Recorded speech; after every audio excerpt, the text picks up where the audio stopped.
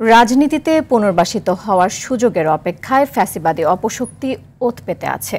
যে কোনো ভুল সিদ্ধান্ত গণতন্ত্রকে সংকটে ফেলে ফ্যাসিবাদ ও চরমপন্থার পথ তৈরি হতে পারে, এমন মন্তব্য করে সরকারকে সতর্ক থাকার আহ্বান জানিয়েছেন বিএনপির ভারপ্রাপ্ত চেয়ারম্যান তারেক রহমান।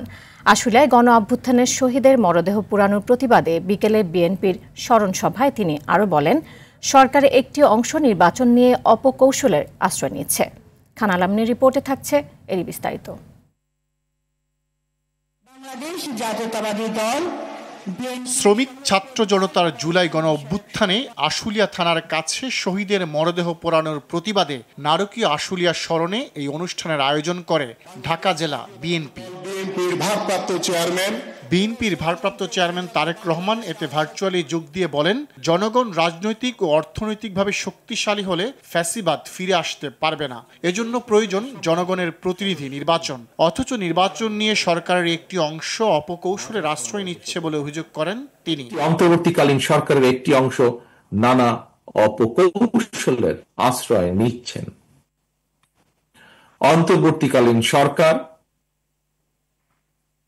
শিক্ষাঙ্গন, স্থানীয় সরকার কিংবা জাতীয় সরকার, প্রতিটি ক্ষেত্রে বিএনপি জনগণের ভোটে প্রতিনিধি নির্বাচিত করার পক্ষে।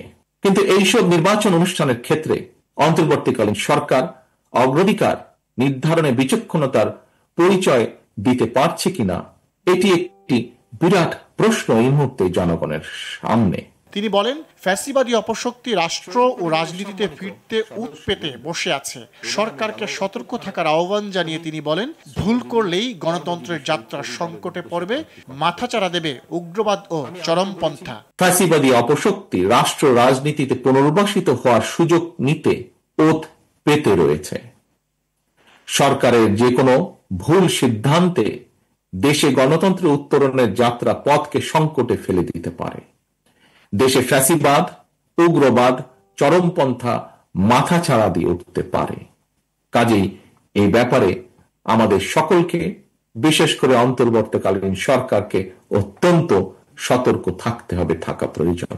বিএনপি রাষ্ট্র ক্ষমতায় গেলে গণ অভ্যুত্থানে শ্রমজীবী ও কর্মজীবী মানুষের অবদানকে স্মরণীয় করে রাখতে বিশেষ স্থাপনা নির্মাণ করার কথা জানান তারেক রহমান। রাষ্ট্র এবং সরকারের। খান আলামিন, RTV, ঢাকা।